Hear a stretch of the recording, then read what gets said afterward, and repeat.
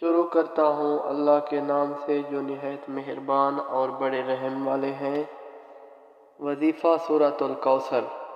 وظیفہ برائے کثرت رزق و رحمت، کثرت خیرات و برکات، رزق و رحمت کی کثرت اور انعامات الہیہ کے لیے یہ وظیفہ نہایت مفید اور مؤثر ہے۔ بسم اللہ الرحمن الرحیم۔ انا اعطیناک الکوثر فصل لربک وانحر ان شانئک هو الابتر۔ 11 بار، 40 بار یا 100 بار پڑھیں۔ اول و آخر 11 مرتبہ درود شریف اور 11 مرتبہ استغفار پڑھیں۔